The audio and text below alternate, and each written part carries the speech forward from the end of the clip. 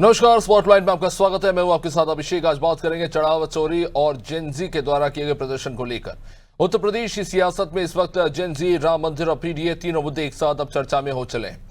Gen Z आंदोलन के बाद भले ही राम मंदिर में चढ़ावा चोरी का मामला राजनीतिक सुर्खियों से थोड़ा पीछे जरूर गया हो, लेकिन समाजवादी पार्टी इसे छोड़ने के मूड में तो नहीं है। और यही कारण है कि लोकसभा में प्रश्न पत्र लीक पर चर्चा के दौरान समाजवादी पार्टी प्रमुख अखिलेश यादव ने राम मंदिर का मुद्दा उठाते हुए तंज भी कस दिया कि जो लोग चढ़ावा नहीं बचा पाए वे प्रश्न पत्र लीक कैसे रोकेंगे।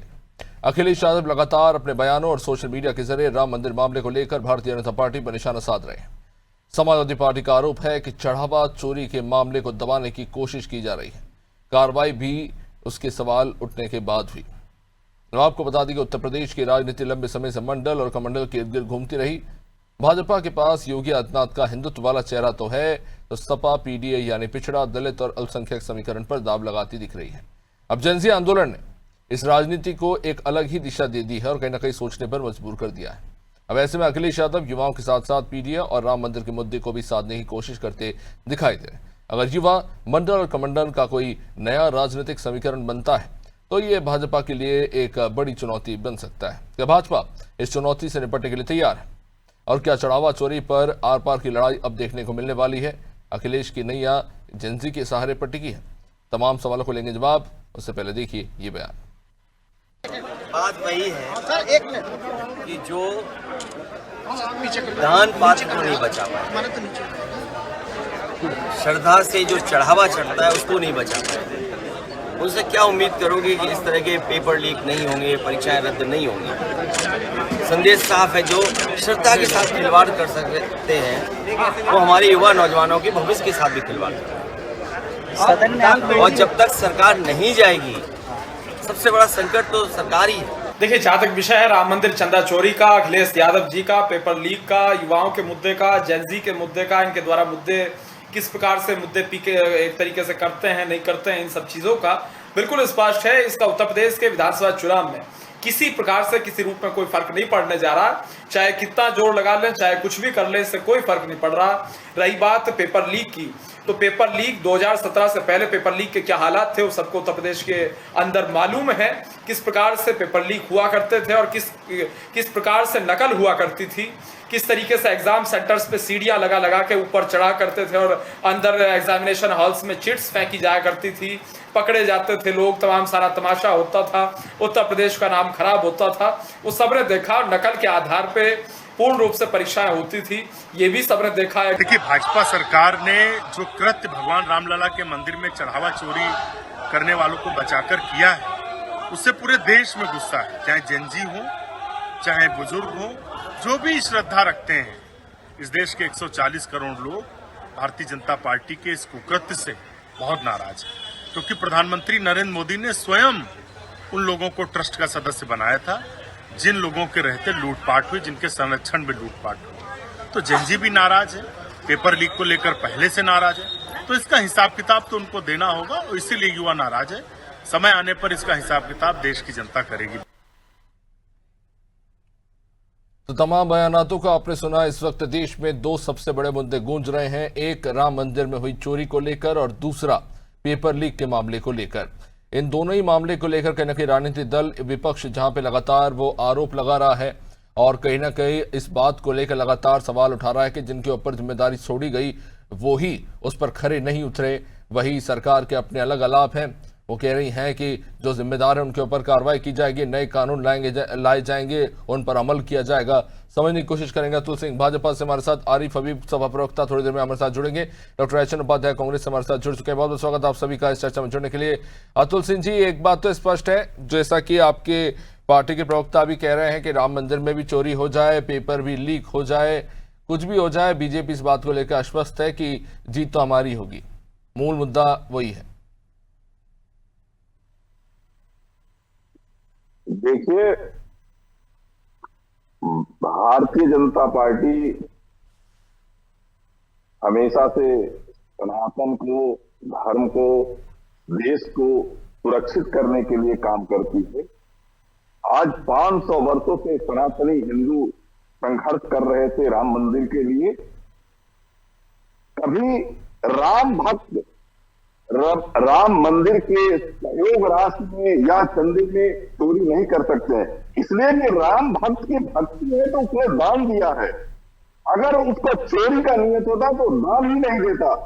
लेकिन ये साजिश के तहत, जैसे रामायण काल में माता सीता का हाथ तोला बदल के करा गया, वैसे ही ये काल नेमी की तरह ये चंदा चोरी कराकर सनातन और हिंदुस्तान और भारतीय जनता पार्टी को बदनाम नहीं, पर करने अतुल जी, का आप काम अपनी किया जिम्मेदारी गया से भाग नहीं सकते। जिम्मेदारी अगर आपको सौंपी गई है, अगर आप इस बात पर क्रेडिट कि हमने राम मंदिर बनाया, तो चोरी की जिम्मेदारी भी आपको लेनी पड़ेगी कि आपके रहते सहते वहां पे चोरी हुई। कहीं ना कहीं हमारी चूक हुई है, कहीं पहचानने में चूक हुई है, कहीं हमारी नीति में चूक हुई है, निश्चित रूप से तो चूक अखिलेश हुई है। यादव जी बिल सही कह रहे हैं संसद के अंदर, जिन्होंने कहा कि जघन्य पाप, इसकी तो कोई माफी नहीं है। बिल्कुल बिल्कुल, सरकार भी नहीं माफ करेगी। हमारे योगी आदित्यनाथ जी के नेतृत्व में चाहे कोई भी हो इस तरह का अपराध करने वाला, सनातन को बदनाम करने वाला, को बदनाम करने तो बिल्कुल नहीं बख्शा जाएगा। योगी आदित्यनाथ जी के नेतृत्व में गति की गई है, गहन छानबीन की जा रही है। छानबीन करने के बाद दोषी पाया जाएगा। नहीं, मैं इसको थोड़ा और स्पष्ट कर देता हूं अतुल जी। सनातन बदनाम नहीं हुआ है, आपकी प्रशासन, आपकी व्यवस्था, उसकी पोल खुली है। सनातन पे दाग मत दीजिए, सनातन बहुत बड़ा है और ये 100-200 करोड़ या 200 किलो चांदी से बहुत ऊपर है। का काम किया गया है, कलंकित किया गया, हिंदुओं के सनातन के आस्था को कलंकित करने का काम किया गया है, उसको खंडित करने का काम किया गया है। तो किसने किया है? विश्वास और आस्था का विषय है। वही तो सवाल है, किसने किया। और ये सिर्फ मंदिर तक बात नहीं है, बात तो ये भी है कि आज जिन बच्चों के पेपर लीक हुए हैं उसको लेकर भी सवाल उठ रहे हैं। लाखों बच्चे आज ताक रहे हैं कि आपने नया नियम तो बना दिया, पुराने नियम का क्या हुआ, आपके ऊपर जो जिम्मेदारी सौंपी गई थी उस नियम उसको कैसे आपने निभाया। मतलब कल तक तो हम देखते थे कि सरकारी एग्जामिनेशन के पेपर लीक होते थे, अब तो ये स्थिति है कि जो स्कूल के एग्जामिनेशन हो रहे हैं उसी में गफलत हो जा रही है। देखिए भाई साहब, भारतीय जनता पार्टी के नेतृत्व में एक मंत्री, एक लोग अपनी जिम्मेदारी निभा रहे हैं। कहीं न कहीं चूक हुई, जांच हो रही है, उस पर कार्रवाई भी हो रही है। और इन लोगों की तो नैतिकता नहीं है बात करने की। नकल के जिनकी चर्चा नकल के आधार पर आई थी, प्रदेश कल्याण सिंह जी के जमाने में जब राजनाथ सिंह जी शिक्षा मंत्री थे तो यही समाजवादियों का आह्वान था, हमारी सरकार करेगी, हम स्वतंत्र करेंगे, नकल अध्यादेश लाएंगे। इस आधार पर नकल देने वाले लोग शिक्षा की बात करते हैं। हमारे देश को भविष्य, हमारे देश के नौनिहालों का भविष्य बिगाड़ने का काम किए, छात्रों का भविष्य बिगाड़ने का काम किए। इनकी नैतिकता नहीं है नकल पे बात करने की, जो नकल पर सरकार बनाते हैं। लेकिन हमारी सरकार अगर कहीं चूकती है, खैर मैं आपको याद दिलाना चाहता हूं कि 10 साल हो चले हैं योगी सरकार को। खैर ठीक है, बात ये नहीं है कि पेपर लीक के बाद अतुल जी आप क्या करेंगे। बात यह है कि पेपर लीक ही क्यों हो रहा है। अभी भी संसद से कानून जो पास हुआ है वो इसको लेकर है कि अगर पेपर लीक हो गया तो उसके बाद क्या कार्रवाई करेंगे, कंडक्ट कैसे करना है, उसको लेकर स्थिति ज्यों की त्यों है, वही तो एक बड़ा सवाल है। पर खैर उस पर वापस लौटूंगा मैं। हमारे साथ कांग्रेस से भी जुड़े मैं वहां पे चर्चा करेंगे, उससे जानने की कोशिश करेंगे। Doctor H.N.. उपाध्याय हमारे साथ हैं। एच.एन. उपाध्याय जी, कहीं ना कहीं ये कहा जा रहा है कि जहां एक तरफ 2 बड़ी घटनाएं हुई हैं, एक तो उत्तर प्रदेश से जुड़ी सबसे बड़ी घटना और कह सकते हैं कि भारत से जुड़ी हुई है जहां पे जिस तरह से चंदा चोरी हुई, और दूसरी बच्चों के जो पेपर लीक हुए हैं उसको लेकर खैर अब केंद्र सरकार कह रही है, बीजेपी कह रही है कि कानून हमने बनाया और कड़ा कानून हमने बनाया है। पर कहा यह जा रहा है कि इसका कहीं ना कहीं लाभ लेने की कोशिश अब विपक्षी दल करने की कोशिश कर रहे हैं। कल तक मामला पीडीए का था, अब उसमें राम मंदिर भी जुड़ चुका है, अब उसमें जेनजी भी जुड़ चुका है। जी अभिषेक जी, देखिए 2013 में हमारे यूपीए गवर्नमेंट पर जिस तरह से इन्होंने झूठा भ्रष्टाचार का आरोप लगाकर जो है सत्ता में आए और आरएसएस और बीजेपी के ही सपोर्ट से वहां पर केजरीवाल जी, अन्ना हजारे जी बैठकर हमारी सरकार की छवि खराब की, जो झूठी रही, बाद में सब साबित हुआ कि झूठा रहा। आप बताइए, अतुल जी कह रहे हैं कि हमारे सब मंत्री काम कर रहे हैं। एक मंत्री काम कर रहे थे तो इस्तीफा देना पड़ा। एक मंत्री अमित शाह जी गृह मंत्री पहले गेंद चलवा रहे हैं, आदेश दे रहे हैं, वो आज तक संसद में ही नहीं आए। प्रधानमंत्री जी जिसके सब कुछ मुखिया है, सबके मुखिया है, वो आज तक संसद में नहीं आए जवाब देने के लिए। ये मंत्रालय चला रहे हैं तो जवाब देने से संसद से क्यों भाग रहे हैं? जहां तक उत्तर प्रदेश की बात है, जो है राम मंदिर ट्रस्ट में जो भी ट्रस्टी बने, सदस्य बनाए गए, प्रधानमंत्री मोदी जी ने सुप्रीम कोर्ट के आदेश पर बनाया अपने लोगों को। तो ये जो चोरी हुई है उसकी किसकी जिम्मेदारी है? बड़े लोगों को छोड़कर 8 लोगों पर FIR किया। ये तो बुलडोजर की सरकार है। पर थोड़ी थोड़ी बात पर बुलडोजर चला देते हैं। अरे ये 8 लोगों पर बुलडोजर चला देते हैं। डॉक्टर HN क्यों उपाध्याय नहीं जी, चलाए? भले ही आप कुछ भी कह रहे हैं, लेकिन आपको ये बात भी माननी पड़ेगी कि अब कांग्रेस हो या समाजवादी पार्टी हो, उन्हें भी अपनी जो रणनीति है उसे कहीं ना कहीं बदलना पड़ रहा है। उन्हें दिख रहा है कि अब जो युवा हैं अब वो बर्दाश्त नहीं कर रहे हैं जिस तरह की चीजें, अनुचित चीजें वहां पे हो रही है। तो कहीं ना कहीं आप इन मुद्दों को लेकर भले ही कहें कि हम उनके साथ हैं, लेकिन अगर आप उन्हें कोई दिशा या कह सकते हैं कि एक व्यवस्था नहीं दे सकते तो वो आपके साथ भी नहीं आएंगे। नहीं, अभिषेक जी देखिए, युवाओं का विश्वास आदरणीय राहुल गांधी जी पर है। आप तमाम सोशल मीडिया पर देख रहे होंगे। मेन मीडिया की हम बात नहीं करते हैं, वो तो चाटुकारिता में लगे हुए हैं। सोशल मीडिया में हर युवाओं का, जनजी का, सबका जो है समर्थन आदरणीय राहुल गांधी जी, अखिलेश यादव जी, इंडिया गठबंधन के लोगों को सबको मिल रहा है जिस तरह से। इससे निश्चित रूप से, और हमारे पार्टी पहले से भी, हमेशा पहले भी, स्वतंत्रता के बाद भी, 2014 के बाद भी जो इनके युवा विरोधी नीतियां है उसके विरुद्ध लगातार संघर्ष कर रही है। संसद से सड़क तक, सदन से सड़क तक संघर्ष कर रहे हैं आदरणीय राहुल गांधी जी। उनके साथ साथ अखिलेश यादव जी भी लगे हुए हैं इन युवाओं के साथ, जनजी के साथ, छात्राओं के साथ, पिछड़ों, दलितों, आदिवासियों के साथ। पर अतुल जी तो कह रहे हैं ना कि जो लोगों ने सनातन को धोखा दिया उन्हें कड़ी सजा देंगे और उनको कड़ी सजा देंगे और जनता का विश्वास जीतेंगे। आपको कुछ दिन, अच्छा अभिषेक जी, अभी कुछ दिन पहले की बात है, बीजेपी के नए नवेले अध्यक्ष जो बने हैं लखनऊ में आए थे, हनुमान जी की जो है अपने गाड़ी के आगे हनुमान जी को नचा रहे थे। ये सनातन का अपमान नहीं है? शंकराचार्य जी पर लाठियां चार्ज हो रही है, खींचे जा रहे हैं, बटुकों के चोटियां खींची जा रही है, सनातन का अपमान नहीं है? चंदा चोरी में बड़े लोगों को बचाया जा रहा है, ये सनातन का अपमान नहीं? इनसे अधिक सनातन का अपमान कौन किया? हम तो सनातन का भी संरक्षण करेंगे, बचाएंगे, युवाओं को रोजगार भी देंगे, उनके हक अधिकार को भी बचाएंगे। ये तो न काला धन ले पाए, न 15 लाख रुपया भी दे पाए, न 2 करोड़ नौकरियां दे पाए, न किसानों को। लेकिन जिस जेंसी की जो एग्रेसिवनेस है वो पेपर लीक को लेकर दिख रही है, क्या आपको विश्वास है इस बात का कि चढ़ावा चोरी जो राम मंदिर में है उसको लेकर भी दिखेगी? नहीं, देखिए जो वर्तमान मुद्दा है ना, सब जो है दोनों मुद्दे प्रमुख है। अन्य मुद्दे काफी, लेकिन जो है ये दोनों जो प्रमुख मुद्दे हैं इससे ये बचने का प्रयास कर रहे हैं, लेकिन बच नहीं पाएंगे। आदरणीय खड़गे जी ने कहा है कि हम खींच लाएंगे आप लोगों को, जो चंदा चोरी है, जो पहले गेंद चलवाए हैं, उनको बाहर लाएंगे। आदरणीय राहुल गांधी ने प्रेस मीडिया अन्य माध्यम से ये पता कर दिया, चला दिया, जनता को बता दिया। अतुल जी एक बात तो आपको ठीक है आपने अपनी बात की। अतुल जी एक बात आपको माननी पड़ेगी, जिस तरह से डिंपल यादव वहां पे पहुंचे, समाजवादी पार्टी के नेता जो है जंतर मंतर पर पहुंचे, जिस तरह से वहां पे उन्होंने घायल बच्चों की सेवा की, एक मैसेज वहां पे गया जरूर है कि यूथ के साथ कौन खड़ा है। यही बात है कि आपकी पार्टी के नेता क्यों नहीं गए, और जिस तरह से पुलिस ने बर्बरता की उसको आप कैसे डिफेंड कर सकते हैं?